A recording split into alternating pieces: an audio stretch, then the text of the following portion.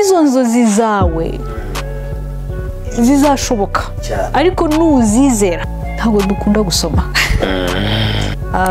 nakoze ku isoko rya Amerika ariko hano barabireba bakabyishimira byagera kugura ni urundi rugamba bakikanga ngo wowe n'inkuru yanjye benshi barayumvise babishuti birashoboka wa munsi ne yasaha byageze aho nta kindi kiba kituraje inshinga uretse kugufata tukagutembereza muri business zitandukanye zabarwemeza mirimo babadamo ndetse kandi n'abakobwa ba hano mu Rwanda ko umusibo nejo bundi nabo hanze y'u Rwanda tukabageraho ndagira ngo nkubwire ngo ikiba kigamijwe nta kindi uretse gukorera ubuvugizi babandi koko bafite ibitekerezo bona ko bikeneye ubufasha bikeneye inkunga bikeneye kumvwa koko bikaba byagira aho bivanwa ndetse naho bigezwa bya bitekerezo bishobora kugufasha kugira intekerezo hindura mu mikorere yawe ya business watangiye business yawe ubona nibigenda urabona wifuza kubireka ukabivamo koko uvuga ati ndahagaritse ufite igitekerezo nturabona uburyo ki ushobora kuba wagishyira mu bikorwa wabuzuguhereza imbaraga bya bitekerezo byose byihumure bya bitekerezo biguhereza imbaraga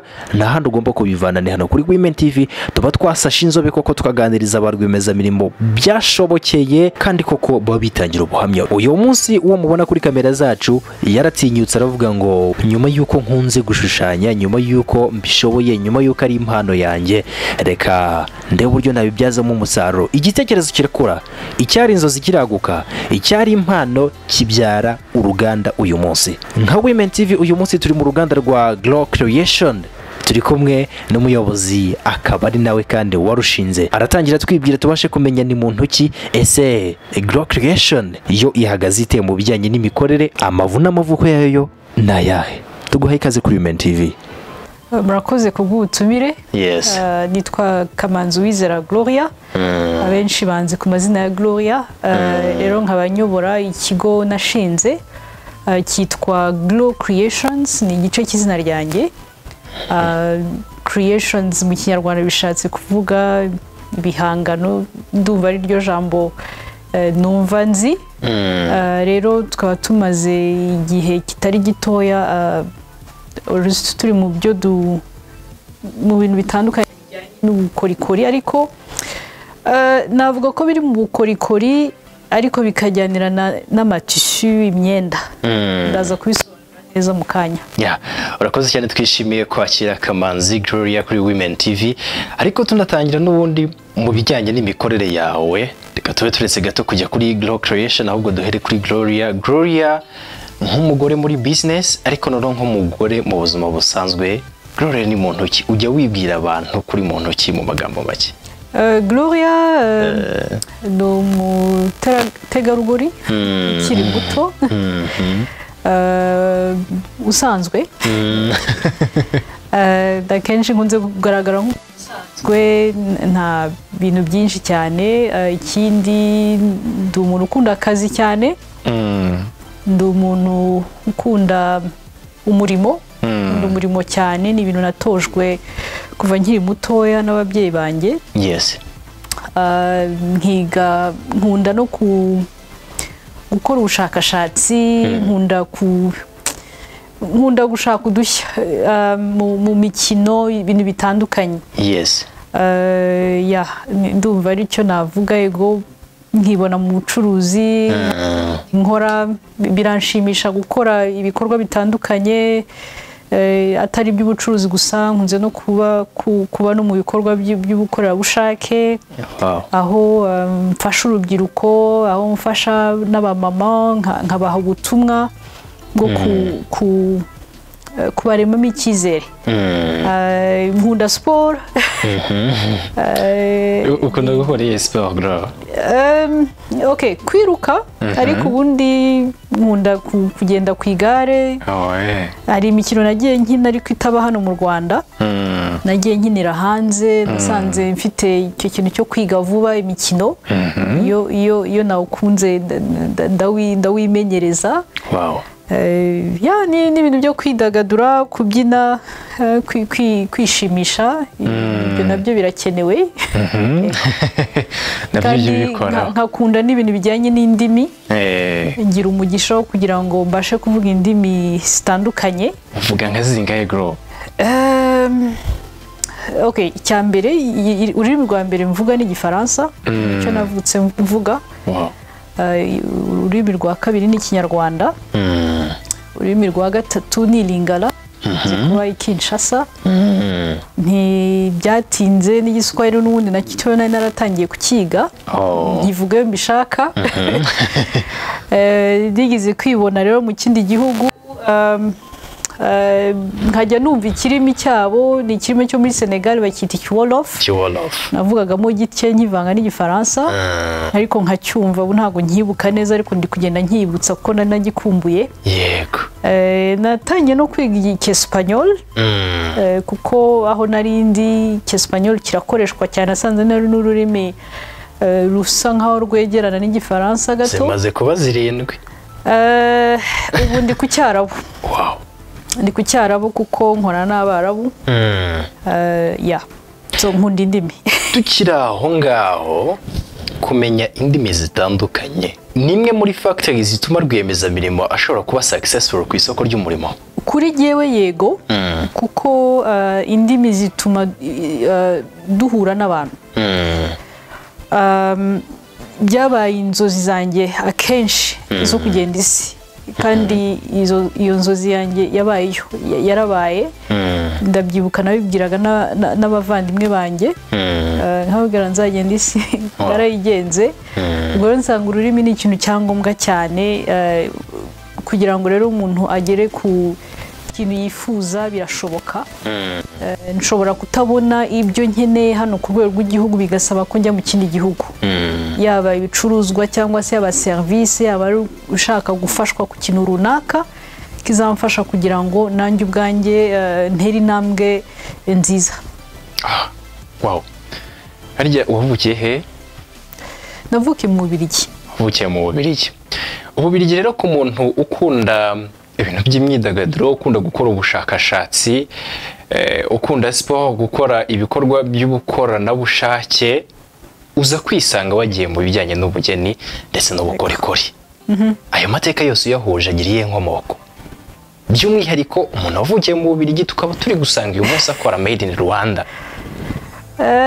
ukuntu byatangiye ubundi ni ibintu byatangiye nkiri mutoya nakundaga gushushanya ndabyibuka nkiri muto pe mfite imyaka 3 hafi 4 nakundaga gushushanya cyane icyo kintu cyanandanze abenshi kubanzi no muri famiye nkabikunda ngira n'amahirwe n'ababyeyi baranshyigikiraga ibikoresho bakabimpa nuko rero agace gato k'ubuhanzi katangiye muri jewe k'ubukorikori bugeni no ku ishuri nageze muri premier secondaire ntangira kujya nshushanyiriza abandi uvuga hari umuhungu nakurikiraga ninjye mukobwa wa mbere ku ishuri nako muri classe yanjye no mwaka kabiri birakomeza ubwo nkahora nshaka nahoraga nsaba ababyeyi bampe ibikoresho byose kugira ngo nk'ibitabo kugira ngo mbashe kureba ko naritegerezaga cyane ariko ntabwo nari nzi ko iyo mpano hari izangeza ubwo rero naho urukundo rwatangiye nkiri mutoya cyane nakundaga gushushanya cyane wakundaga gushushanya cyane iba imwe mu mpano zawe tukiri naho ngaho kumva ko byibura washyigikirwaga n'ababyeyi bimwe mu bintu bakundaga ariko ababyeyi bakabigushyigikiramo hari igihe akenshi na kenshi muri sosiyete tuba musanga urakunda ikintu ariko umubyeyi akakobrije ikindi n'ubundi gushyigikira umwana mu bintu akunda bitanga ubuhe musaruro mu mibereho ye myiza ni ikintu cyiza cyane kirafasha kirafasha kugira ngo umuntu akomeze imbere no kwimenya kuko ababyeyi yego hari ibyo babona bakambwira yego urabikora neza bigenze gutya nkakomeza uwo murongo so byaramfashije kugira ngo nkomeze gucukumbura kurushaho nubwo ntago nabo bari bazi aho bizanganisha ariko byatumye nanjye ubwanjye mbyishimira navuga ubu ngeze ku myaka aho ndengeje iyo ntatekerezaga ariko nanabyigiyeho kuko no kugira ngo n'ababyeyi bafite abana babo mbashe no kubaha iyo mesaje kubashyigikira byagize icyo byongera ku buzima bwanjye ahanini kandi byanampaye no kwisanzura gukora icyo nshaka kuko ntabwo nahatiwe gukora iki kubera guherekezwa. Byiza cyane. Muri make rero udusangije n'urugendo gatoya rw'amashuri byibura wize nabyo birahurira he n'ibyo urimo urakora uyu munsi? Ibyo nize ntabwo bihura n'ibyo nkora uyu munsi, nicyo gitangaje. Amashuri nabaye mu bihugu bitandukanye n'umuryango wanjye, ariko muri uko kwiga muri ayo mashuri atandukanye niho nagiye mbona ukuntu ubumenyi babuduhaga.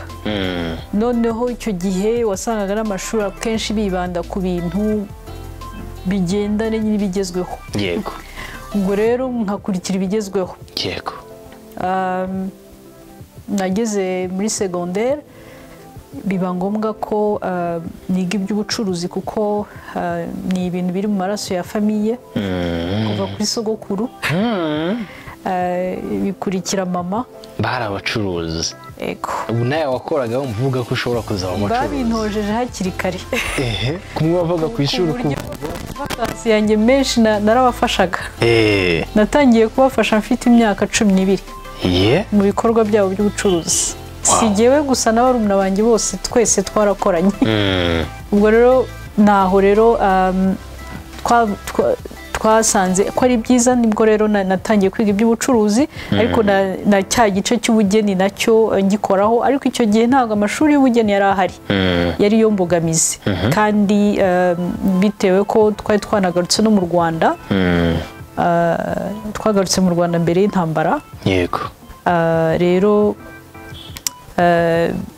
biba ngombwa ko nkomeza kwiga iby'ubucuruzi, ariko nyuma ya jenoside yakorewe abatutsi twararokotse, nza koherezwa Uganda kwiga. Aho niho nasanze Uganda ibintu by'ubugeni babyigisha koko muri secondaire. Ibyo rero ntago hano nabibonye. Ubwo rero ntangira kubigirira amatsiko, ariko naho sinahatinze kuko icyo gihe Icyongereza cyarantonze, biba ngombwa ko ngaruka mu Rwanda, ariko nkomeza kwiga Icyongereza. Ariko kubera yuko amashuri y'ubugeni atabonekaga, ubwo nakomeje mu bucuruzi, mu kwiga iby'ubucuruzi, ariko nibuze nzi ngo hari igice kimwe cya famiye nagumanye, ariko n'ubugeni nabwo ndabugumanye. Icyakurikiye nagiye muri Senegal, nagiye gukomeza urundi rwego rw'amashuri. Muri uko gukomeza urwo rwego niho rero nagize amahirwe yo kubona ibintu byinshi bitandukanye, ariko nkomereza ku murongo nanone w'ubucuruzi. Ariko kubera ko ntaramenyera neza icyo gihugu, byantwaye igihe kugira ngo nzamenye amashuri y'ubugeni, kubera yuko n'abavandimwe ari byo bifuzaga kenshi, cyane cyane ababyeyi banjye. Ubwo ndabikomeza, ariko bigera mu gihe cya nyuma, aho rero ibintu by'ubugeni noneho mbigiyemo kuko narabibonaga abaturage hari barabikora cyane, ndavuga wabikora. Ngira rero amahirwe, umugisha, hari umuvandimwe twabanaga ampuza n'umuntu uri mu bintu nashakaga, ariko nari nabikunze mu buryo butunguranye. Bijyamo ntangira kwiga ibintu bijyanye no gushyira amarangi ku myenda, nifashe n'ayo mashusho nashushanyaga. Urebye ibyo nkora ubu nabyize igihe gito, ariko kubera impano yari ihishe muri jye yarasohotse. Ariko ibyo nize bindi nabyo bifite ukuntu byamfashije no mu bikorwa byanjye, ariko nasanze hagomba kwiyongera izindi mbaraga. Yes. Navuga ko kwijanisha ku byo nkora, kwijanisha urebye ijanisha riri hasi, kuvuga ibigize ibyo nkora, byinshi nagombye kubyigira ku bantu no gutumirwa mu maporogaramu atandukanye atari y'amashuri runaka, kuko nagize amahirwe yo kujya mu maporogaramu hirya hino ku isi. Byamfashije na hano hari amaporogaramu nawe yamfashije, ngenda none mbona uburyo tutari tuzi bwo gukora ubucuruzi nyabwo. Yego. Okay. Glow Creation igira gutya biravutse, ivuye ku gukunda gushushanya, ivuye ku gutangira ushyira amarangi ku myenda. Yego. Kugeza ubwo ugize rero ikampanyi ikora ibikorwa nk'ibyo ngibyo by'ubugeni ndetse n'ubukorikori, byaguhaye izihe mbaraga zo kugira icyo wahindura hano mu bugeni bw'u Rwanda? Hari ikintu ndi bubanze kubanziriza. Buriya iyo umuntu yiyemeje kwikorera, umuntu aba yiyemeje gutinyuka. Ukuri. Kuko habayeho gutinyuka. Igikorwa cyanjye ubundi nagitangiriye hanze, nagitangiriye muri Senegal. Kuvuga icyo gihe nari ndi kurangiza ibyo kwiga.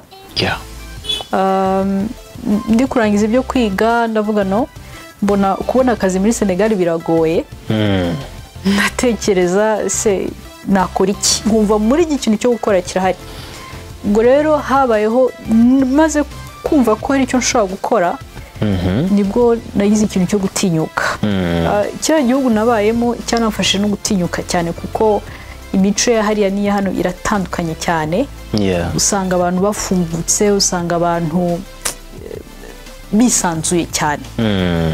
Ibyo byaramfashije, kandi no kuba mfite inshuti nazo zamperekeje, kuko nazo zabigizemo uruhare. Byaramfashije rero kubanza gutinyuka, ndakora. Yego. Noneho ntashye mu Rwanda, kubera nari maze kumenyera hariya muri kiriya gihugu, ngarutse hano nsanga noneho ni ahantu ngomba kwiga gutinyuka. Ubwo rero ndabanza ndatinyuka, kuvugisha abantu, kubereka ibyo nkora, no kubitabigirira isoni, kuko nta nubwo nari bifitiye isoni, kuko byageze aho murabizi amafamiye mu Rwanda, sosiyete yacu mu Rwanda hari ukuntu tutumva ibintu vuba. Ababyeyi banjye bo barabyumvise, kuko bari basanzwe banshyigikira, kubera kwa kwisanzura bari baranyemereye, ntabwo nari nkikandagira. Ubwo bigera ku bandi bari hirya, iyo muze bari hirya, abatante, aba-oncle, abakuzina, abakuza, ntibabyumva, ariko nabona n'abantu basanzwe, inshuti nabo ntibabyumve, bakabyishimira, ariko agaciro kabyo ntibabyumve. Ubwo rero habayeho kubanza kwimenyereza, kuko ntabwo nahise nshinga kompanyi, ntabwo nahise nshinga Glow Creation. Nafashe umwanya wo kuvuga ngo reka mbanze nsobanukirwe aho ngiye gukorera ni ahantu hameze hate, ni ibiki binyorohereza, ni ibiki bingora, abantu babyakira bati, ko aho nari menyera abantu babyakiraga vuba bakahita babigura, ariko hano barabireba bakabyishimira, byagera kugura bikaba ikindi kibazo. Ubwo rero ni nacyo kibazo dufite hano, by'umwihariko muri bino bihugu bya Afurika y'Iburasirazuba. Ugasanga niba ari imurikagurisha koko baraza bareba ibintu babikunde, ariko gusohora amafaranga ngo baguhereze ni urundi rugamba. Urundi rugamba. Rero icyakurikiye ni iki, nagombye kubanza kumenyera ibyo, noneho no gusobanukirwa ese kwandikisha business bisaba iki. Icyo gihe ntabwo nari mfite igishoro gifatika, ariko hari make nari mfite nazigamye, hari ibikoresho nari naraguze narabizanye. Ubwo nafashe umwanya wo kubanza gusobanukirwa aho ngiye gukorera, kandi no gutekereza neza uko nzabyitwaramo kuko buriya ntabwo ari ugupfa guhubuka. Ubwo rero n'izina naryo ndimo ndaritekereza ko navuye muri Senegal izina ntaramenya neza ngo nizaba Glow Creations, ariko kubera ibintu byari bihishe muri jye nibyo nagombye kubanza gusobanukirwa ibihishe muri jye bingana iki, ndagenda mbisohora gute. Icyo nicyo kintu cya mbere navuga gikomeye cyane, kubanza gusobanukirwa cy'umuntu yifitemo, cy'umuntu ari buhe abandi, kirabamarira iki, kirahindura iki ku buzima bwabo. Ibyo rero nibyo nagomba kubanza kwisobanukirwa mbere yuko njya kuri faze yo kuvuga ngo ndashyiraho company. So Glow Creation iza kuvuka ubundi muri 2008 byari ku izina ryanjye, ariko Glow Creation izina nari narayitanze. Icyo gihe murabizi na kwandikisha business ntabwo byari byoroshye nk'uko ngubu bimeze. Byafataga iminsi kujya kuri tribunal de grande instance, izo byari urugendo ndabyibuka rwose, ntibipfa kumva mu mutwe, ariko rwari urugendo. Ikindi kintu cyagiye gikanga abantu, bambonaga ndi mutoya, bakikanga ngo wowe gushobora gukora ikintu ukakigurisha, ukajya kwandikisha kompanyi, ushobora gukora ikintu ukagenda ukagurisha ku bandi.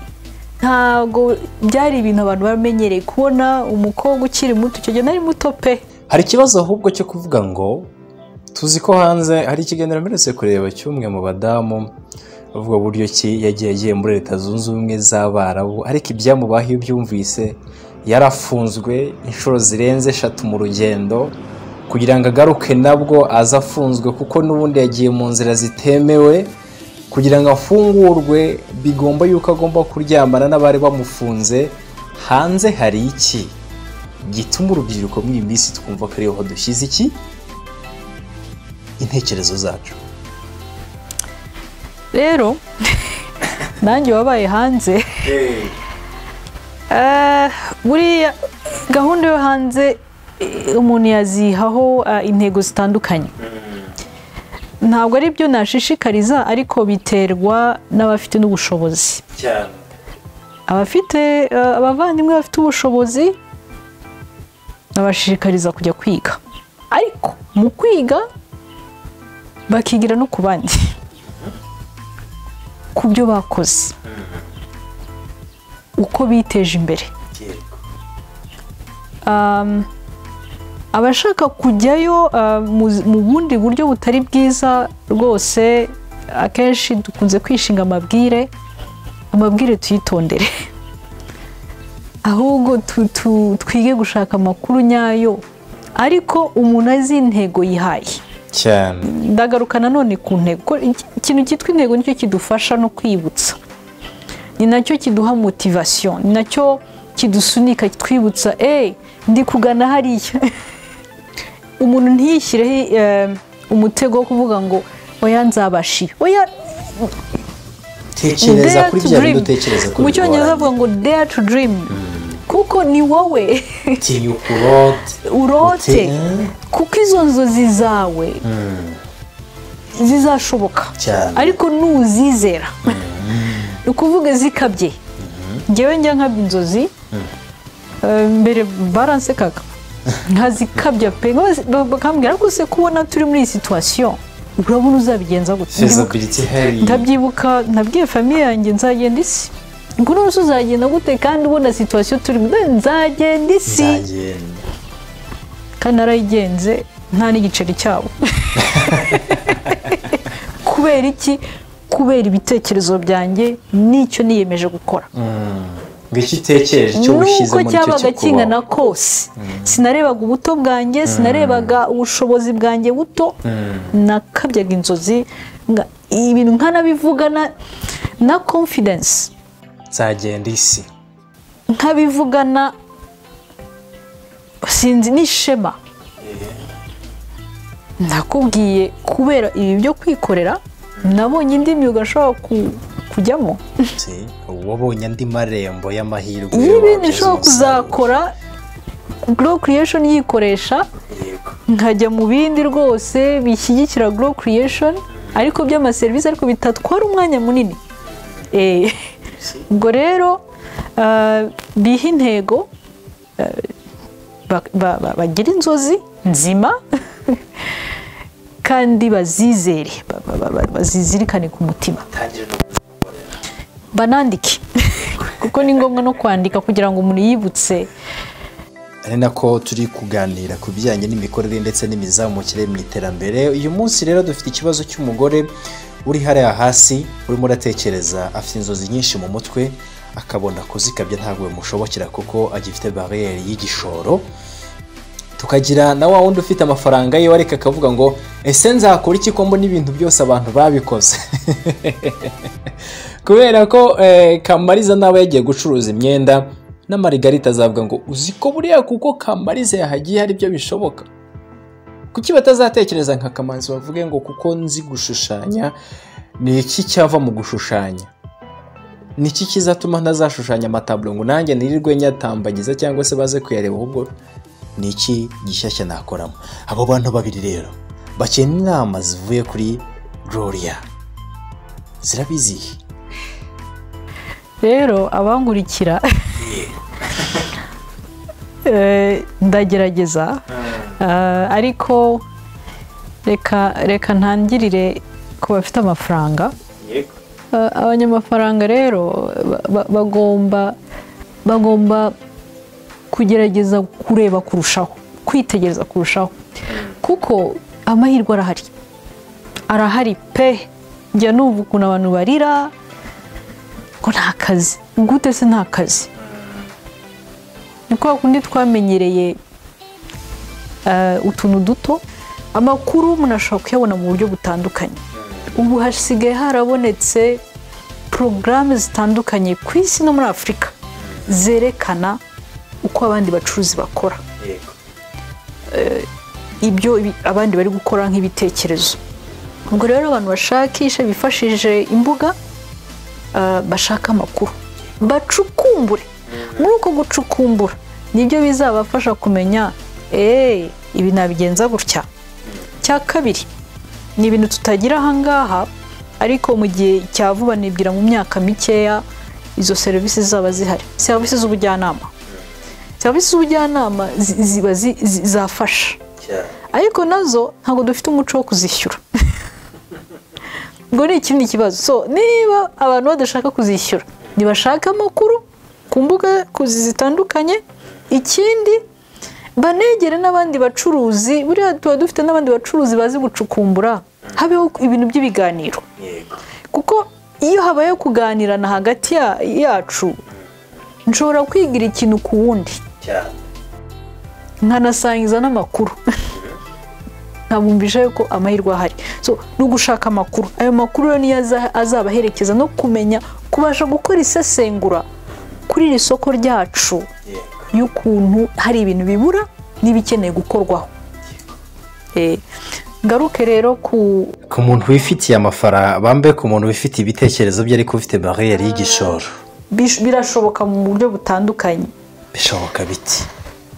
Biterwa n'igitekerezo icyo ari cyo. Biterwa n'igitekerezo icyo ari cyo.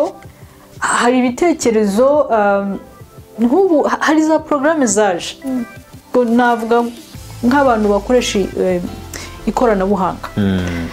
Hari amakuru aba hari, ushobora kugwa kuri porogaramu aho ujya mu irushanwa ugatanga igitekerezo cyawe.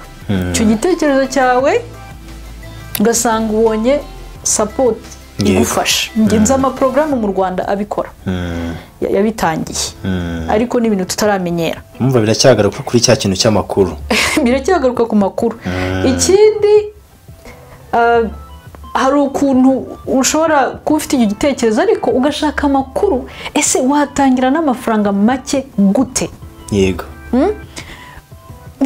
Ntimuzihe tuvuge umurongo uvuga ngo ugomba gushaka amafaranga menshi. Oya, tangira n'amafaranga make. Shaka amakuru, uratangira umushinga n'amafaranga make gute?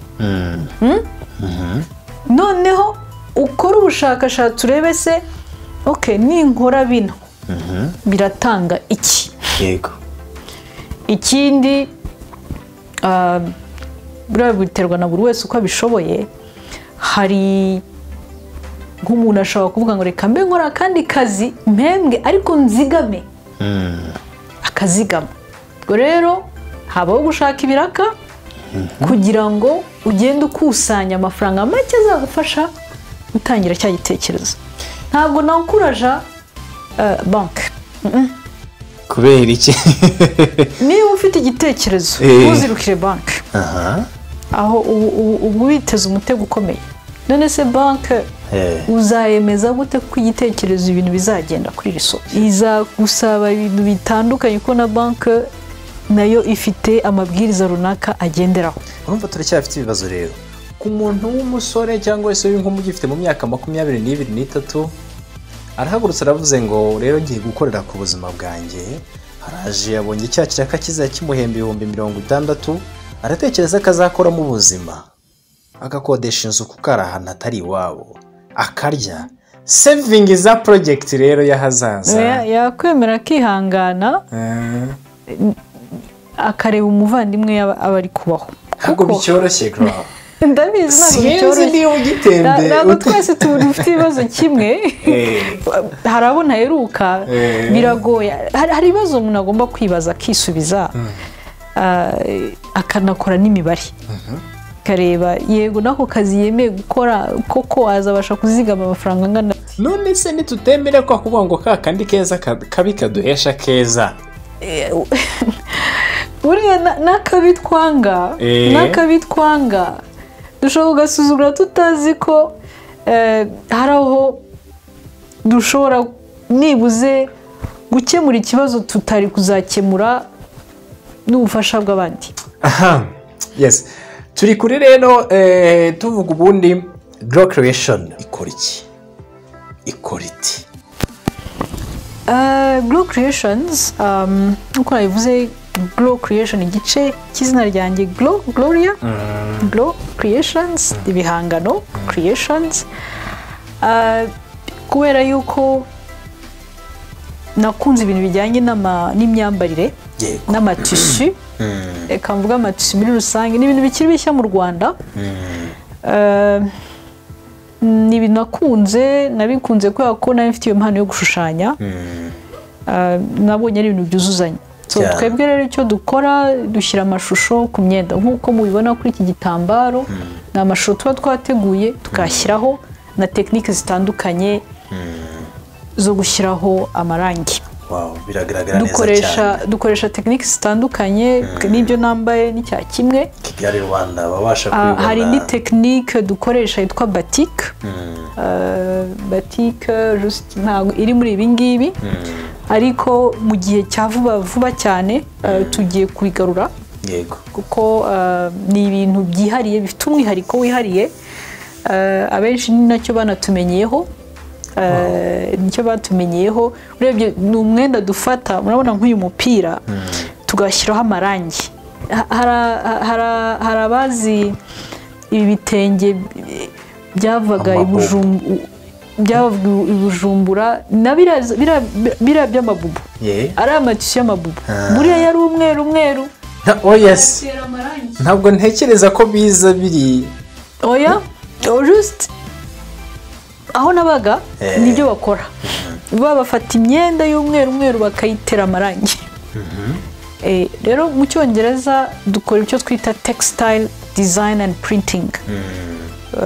So ni ibintu bitaramenyekana mu Rwanda, ariko hari abartiste mu mujyi bakora ibintu bya serigraphy biri muri textile printing, textile design and printing. Ariko ntabwo dufite, nta n'amashuri yabyo bihari hano. Mu bindi bihugu ibyo bintu barabikora. So Glow Creation nibyo dukora. So akazi kacu dukora ku mashusho, ayo mashusho akagira gute tukashyira ku myenda nk'uko mubibona ku marido. Noneho dukora ku myenda yo kwambara no ku mitako yo mu nzu. Nibyo muri kubona hano, ariko ubundi dukora n'ibirenze ibi. Dukora ibirenze ibi. Hari twakoze ku mashusho, nk'amashusho hafi nk'aya, tukayohereza ku ruganda rukora amatapi, bakadukorera itapi. Ese buriya isoko ryanyu akenshi ryibanda hehe? Dufite isoko hano tugemurira amahoteli atandukanye, ibigo bitandukanye, yaba ibya leta cyangwa ibyigenga, ariko tugakora no ku isoko ryo hanze. cyane cyane ibihugu biriya bihugu bya ruguru ya Afurika, nibyo bihugu nkunze gukora nabyo.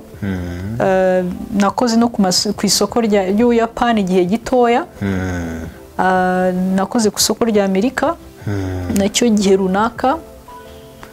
Isoko ry'Iburayi ntago narigiyemo cyane, ariko nikozeho gakeya, kuko twasanze nagize n'igihe cyo kwiga, cyo kumenya itandukaniro ry'imigurire i Burayi no muri Amerika.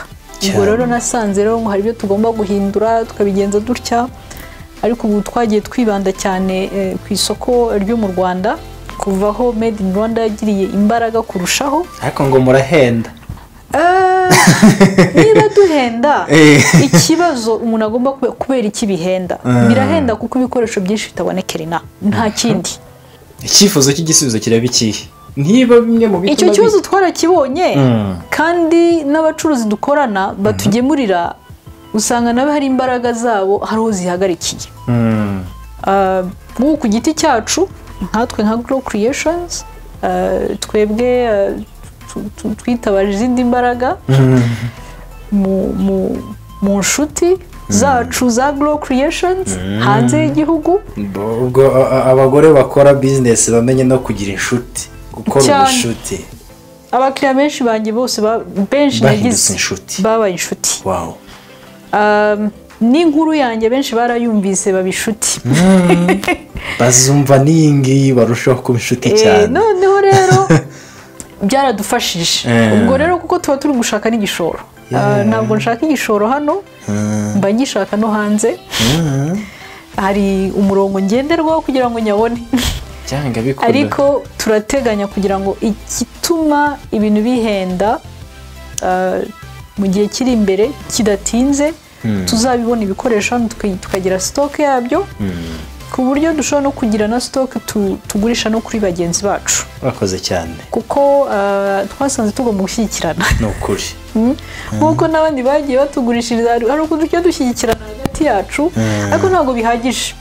Ndashaka no guhamagarira abantu bari mu bintu by'ubukorikori, tureke kuba abanyamwigendaho. Harimo utuntu tw'udushyari byo ntabura, n'ugurisha cyane ntaho bizageza umuntu. Kuko nidushyigikirana tuzaba duhesheje ishema igihugu.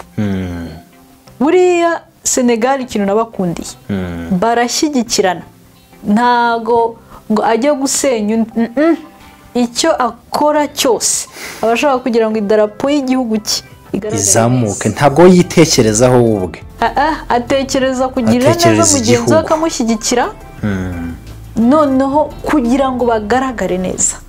Icyo kintu turakibuze ahangaha mu bugeni, kandi ntaho turanagera. Duhora twigisha, ngewe n'abakozi dukorana duhora twigisha. So rero niyo mpamvu rero ibintu biri guhenda, ni ukubera ko ibikoresho bitaboneka. Ikindi nta specialization tugira, ntayo. Imyaka 16 ndi mu Rwanda, ntabwo dukora kuri specialization. Nibyo navugaga ngo abacuruzi bafite amafaranga bavuga ngo nta kazi gahari, nuko badashaka amakuru ngo bacukumbure. Usanga n'abakiriya tubafata mu buryo bworoheje. Ngira ngo ni ibintu tugiye kubiganiraho byaba chapitre ndende, ndetse kandi byafata n'igihe kitazarangira. Ariko urwo rugendo rwawe rero rugusigira experience inganite nka rwiyemezamirimo ushobora gusangiza wa mudamu, byibura bibumbiye mu magambo nk'atatu umwumvisha ko bishoboka kuba ari hari atayiranwa n'agahinda. Kadusoze ikiganiro ubaduhera message ko bishoboka cyane kuri urugero rwiza rw'uwo byashobokeye. Ngewe icyo navuga, ikintu cyose kirashoboka. Ni kwigirira icyizere, gutinyuka, no gushaka amakuru no kugira ngo umenye ngo urabitangira uti, urabikora guti. Ikindi nibwira ko hari ibiganiro bigenda biboneka ku mbuga zitandukanye no ku maradiyo. Byanga bikunda ibi biganiro tukiri naho ngaho, ibi biganiro biri educative, yego, ntabwo babikunda. nayo simbizi ntabwo nkunze gukurikira radiyo nzikurikira gake televiziyo nyikurikira gake ntabwo nzi ngo radiyo bacisha ubuhamya bungana iki keretse iyo twegereje ya minsi yo kwizihiza ibintu bijyanye no kwikorera niho abantu babyibuka ariko nibwira yuko abitwa ko basangiza ubwo butumwa bagomba kubishyiraho imbaraga cyane bagomba kubishyiraho imbaraga kandi ndabizi na leta nayo irashaka kubishyiramo imbaraga yari yaratangiye kubishyiramo imbaraga mba mu rugaga rw'abagore bikorera chamber nayo ni mu ntego zacu zo kugira ngo dutange amakuru dutange inama byonyine kuba umunyamuryango yego ni ngombwa cyane nibwira ko n'igihe n'ubukangurambaga buzakorwa kuko hakeneye gukorerwa ubukangurambaga ku rwego ruri hejuru kugira ngo tugere no kuri ba bandi baciriritse kuko nabo bifiteho impano bashobora gukora ibintu bitandukanye ikindi hari ikintu ntagize nongeraho buriya nkatwe hari ukuntu dushobora guhesha akazi bano bamama batandukanye birashoboka niko ari modeli tutarasobanukirwa ukuntu byashoboka ariko tubishyizemo ubushake birashoboka ku buryo habamo guherekeza abamama badafite ubushobozi ariko kubaherekeza mu buryo butandukanye ku buryo umuntu yaborohereza no kugira ngo umuntu abafashe no kubona igishoro birashoboka aha niho dushyiriye akadomo ku kiganiro twagiranaga na Gloria hano muri Glow Creation. Murakoze kandi abashimiye ku ikiganiro tugiranye. Nizere ko ukurikiye kino kiganiro ntabwo uviriyemo aho ngaho ibitekerezo yadusangije ni byinshi kandi byiza inama nyinshi yaduhaye ubumenyi bwinshi yadusangije byinshi twaganire nizere yuko byabaye by'umumaro ndetse kandi bigira icyo bihindura ku badukurikiye. Reka rero dukomeze tubane mu biganiro byinshi bigiye bitandukanye bya Women TV gende Emasezerano. Iyi ngiyi ni Women TV ntabwo nzasoza ntakwibukije yuko iki ngiki ari ikiganiro rishoboka. Salam shalom.